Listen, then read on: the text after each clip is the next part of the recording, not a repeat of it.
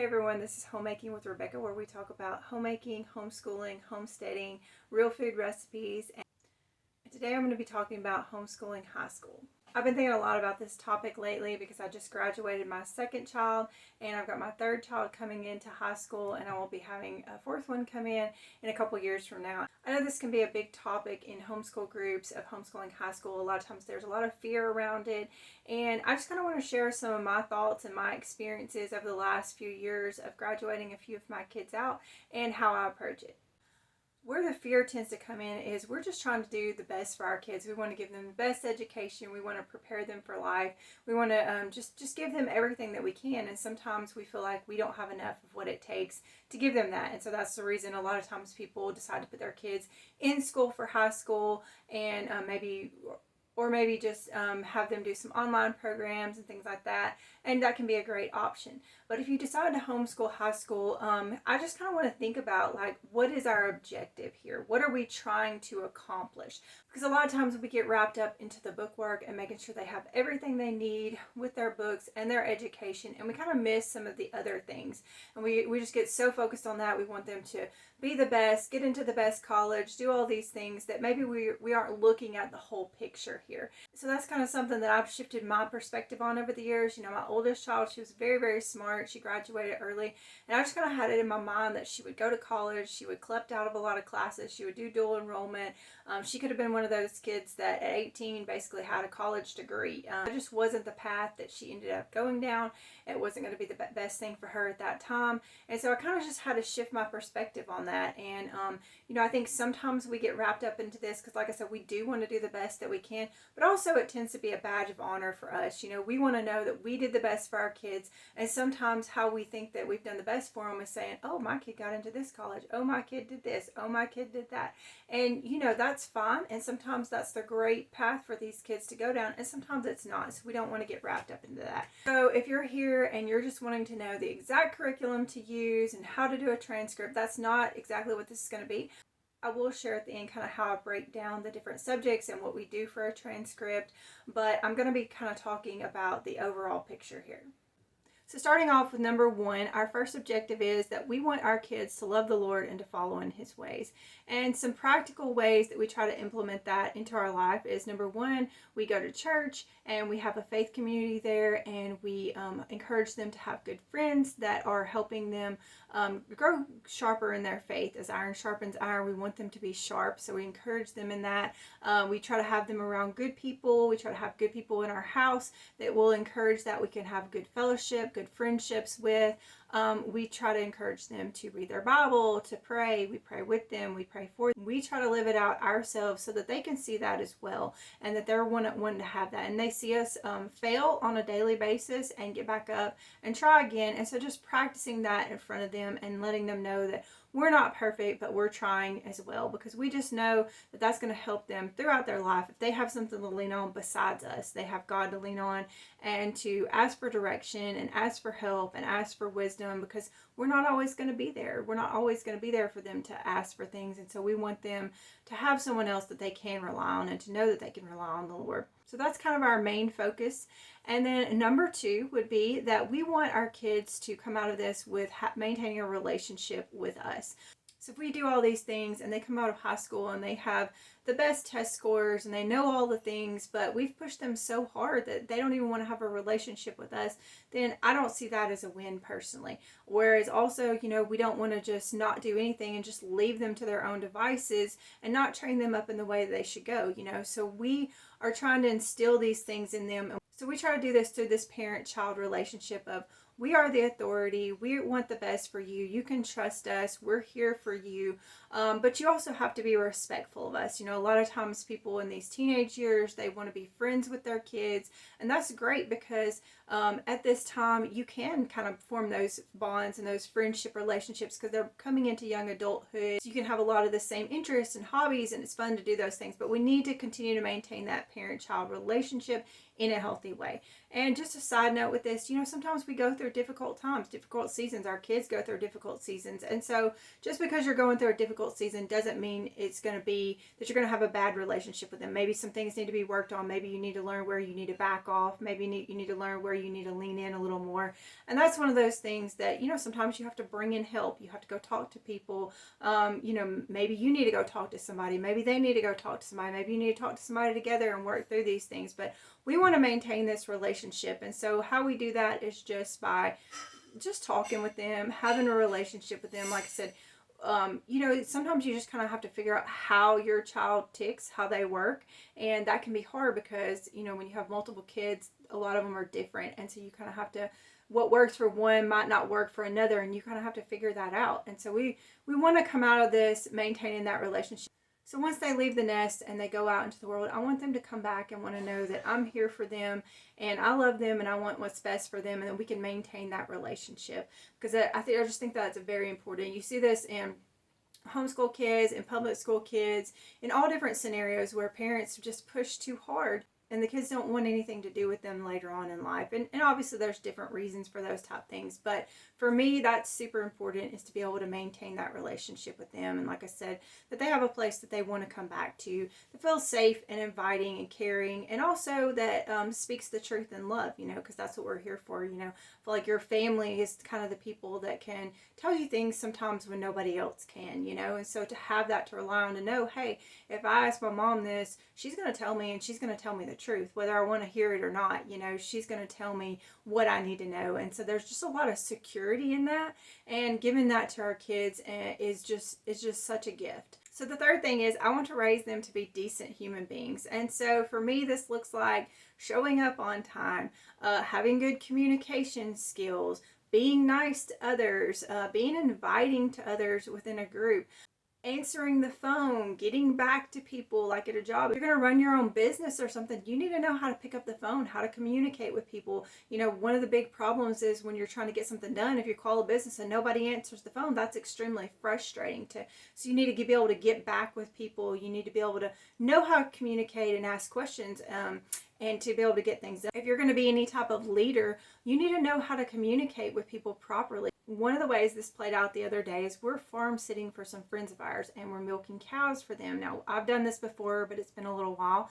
My sons have been doing it, but my 18-year-old, he couldn't come the one day, and so I was taking my son, my 14-year-old son, and we were working on it together, and I was trying to get back into the groove and remember how to do everything, and some things had changed, and I had to explain to him, now look, you've got to explain it to me and not act like I'm dumb. You got to be respectful for me because I'm a human being and I am your mother.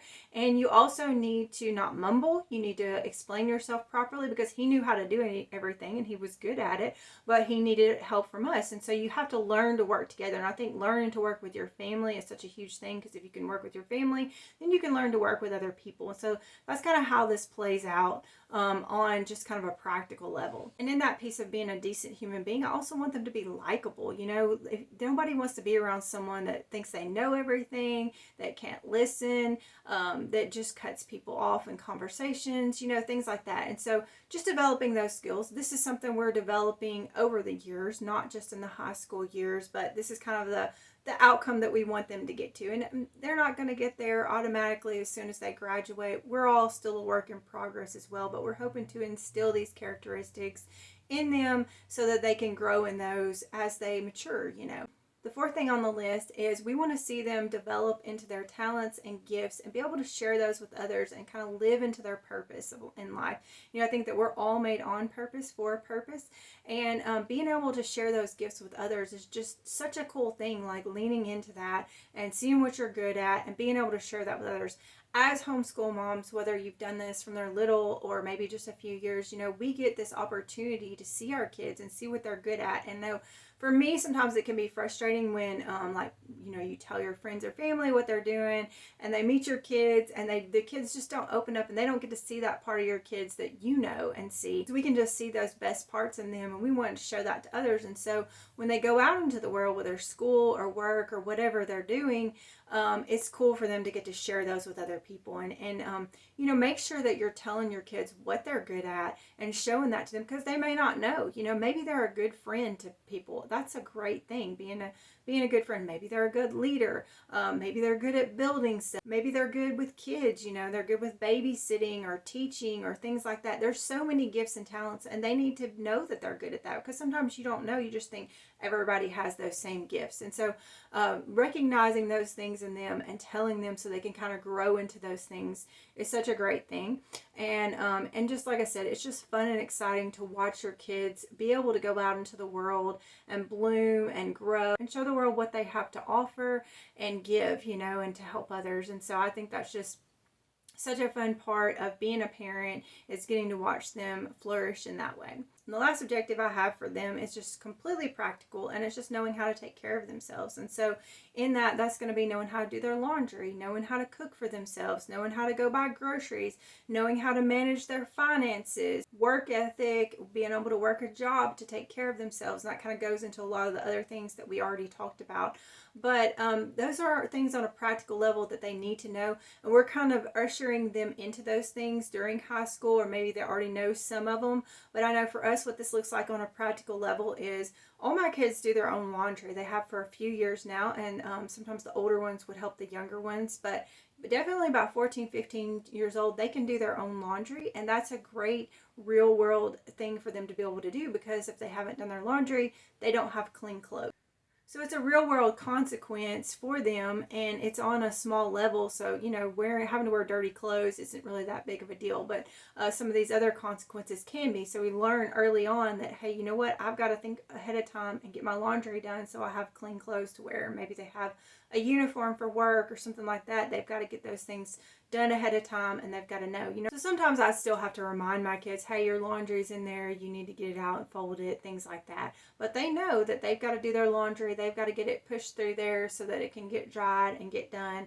Like I said, I think that's just a real world thing that's really easy for them to be able to do on their own, that they can learn time management and skills with that. So one of the things you can do for home ec is getting your kids to make their own meals. And so what that's looking like for us right now is I have my 7th and my 9th grader pick out a meal, usually once or twice per week, and say, hey, this is what I want to make this week. They need to write down all the ingredients they need. They either go to the store with me, or I pick it up at the store, and then whatever night they decide to do that, they cook the whole meal themselves. Now, obviously, somebody's there if they need some help, but they're all really good at cooking, and so this is such a great skill for them to know. Just it's super practical, but it's also really great for their confidence. They get so excited when they make a meal and they get to share it with everybody else. It's such a great opportunity for them to do that. So another thing on this line is learning how to handle their finances. And so a good consumer math, we do stewardship with Matthew C. Dave Ramsey has a financial curriculum for high schoolers. That's really great. We did that last year with our co-op. It's very encompassing. It's a whole year program, and it just goes through everything that they need to know. So that's really great, because you're going to need to know how to handle your finances. And when you get a job, you need to know what to do with that paycheck when it comes in. So we incorporate that into their school curriculum, just so that that's a practical thing that they can know. Because if you look at your maths, a lot of these maths you may or may not use depending on what you're going into, but you need these practical skills of, no, checkbook isn't so much a thing anymore, but you need to know how to balance your bank account, what's in there, what to put in savings, what to give to the church, those kind of things, how to do your taxes, things like that. So it's just on a very practical level how we're going to handle that, and how we want them to know these things when they get out of high school, because the ultimate goal is we're just slowly turning the reins over to them, slowly getting them to be able to do these things on their own without our help. And so a lot of times that's just going to look like us helping them in those first few years. But for me, once they get to 11th, 12th grade years, I want them to be able to do most of this stuff on their own. And a lot of times they're going to be working a job at that time. And so just incorporating all these things together, that they can do that and get their schoolwork done and time management, all that. So if you're doing it on a slow, gradual way, then it kind of helps them instead of just throwing them into it all at once. So those are just the 5 main things that we really want them to know and go out into the world with, and just trying to build that confidence in them that they can do these things on their own.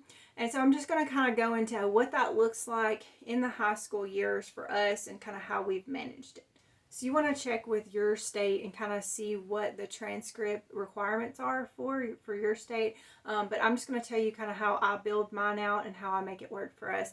So I want to make sure they get in 4 Englishes, 4 histories or social studies, 4 maths, and 4 sciences. So they usually do one of those each year. Now we usually do Algebra 1 in 8th grade, and you can go ahead and count that as a credit. So that kind of leaves them some more time in their 11th and 12th grade years to do some work and things like that. And then we're going to build in our electives around that, just kind of depending on what our co-op's offering that year or what we've got going on. And so like my boys do robotics, that counts as a credit. We're going to do home ec. How we do that is, like I said, we have them make meals around the house. We might have them grocery shop and plan meals, help with kids' classes at church, so they're integrating some of that in there. Have them do some sewing, do some different sewing projects. So that's how we're going to make that work. You can do a curriculum with that, or you can just kind of build it on your own. We're going to do a PE. They usually get in several PE credits. Now my kids have done Taekwondo over the years, and they've taught Taekwondo, so that's some of the things that they've done and can get in for their PE requirements, or running, jogging, things like that, biking, just all sorts of things that they kind of like to do on their own. We'll incorporate that into their PE curriculum, or any type of sports or things. My kids don't do a whole lot of sports besides Taekwondo, but if your kids do, you can incorporate that into their PE. Languages, so my kids usually do Duolingo.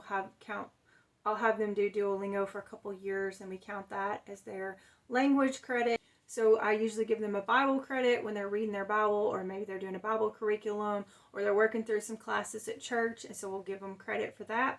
And just various other classes, if they're working, you can count that as career training, art classes, things like that. So you can look up lists online of different electives and how you can work those in, but I try to make sure they get a couple different electives every year and kind of work that into their transcripts. And so that's just kind of how it works out for us. I also try to make it to where once they get to these 11th, 12th grade years, they can do some work, because our kids work to pay for their own vehicles, and so that gives them some extra time. They can do their schoolwork in the morning, and then they can work in the afternoons, and it also kind of prepares them for maybe what they want to go into. Like my son is doing carpentry, and he's been able to work for a cabinet maker the last year or so, and that's kind of helped him with his schoolwork as well, because he did some classes at the college, and it helps with that. So that's just kind of how we build in, because I'm just trying to gradually turn this over to them. And also during the high school years, I'm not going to be staying on top of them the whole time, telling them to do their work. The education you get is what you put into it. And they don't need me standing over top of them all the time, pushing them, telling them to do stuff. Now, I'm going to be there. I'm going to have the certain things that I need them to do and to get done for their requirements. And if you don't get that done, then you're not going to be able to graduate. But you figure out how to do it on your own time schedule, because we want them to learn those time management skills on their own. And also when they get their jobs and things, I'm not going to be constantly waking them up, telling them to go to their job. Or if they're doing classes at the college while they're in high school, I'm not going to be waking them up, telling them to go to their classes, because that's part of time management. That's part of real world skills. Now if something has happened, they've been sick, or it's a weird day, or something's off, I might say, hey, are you going to work today? Hey, are you going to class today? But they know that I'm not going to wake them up, and so they've got to get themselves up. If they don't hear their alarm, then maybe they need to get another alarm. They've got to figure it out on their own, because I won't always be there for them, and we want them to have those skills to be able to get to work on time, be able to get to school on time. And there have been times where they've been late before, and I've let them fail in that way. And so we do want to let them kind of fail in these ways, so they learn and they grow, because that's how we learn, is we learn from failing and getting back up and doing it all over again.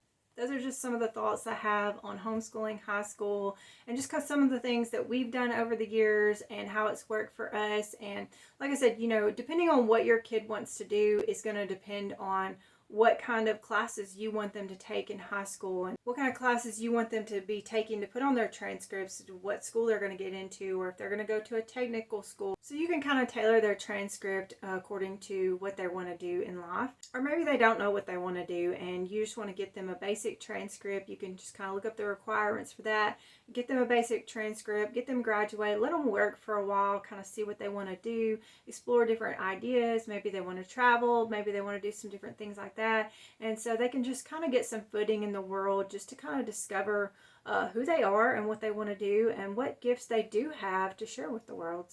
Like I said, those are just some of my thoughts on homeschooling high school. I just want you to know that it doesn't have to be scary. It can be fun. There's a lot of resources out there to help nowadays, and getting involved with groups online or groups in person. Other moms that maybe are stronger in some areas that you're not, that can help you, that can help your kids, that can teach classes for them. And that just helps so much to have a good community. So I would encourage you to do that. And thank you so much for watching this video. If you have any questions on homeschooling or homeschooling high school, I'd love for you to put them in the comments and I will try to answer them if I can. So that's all I have for you today. Thanks so much for watching. I hope you have a great day.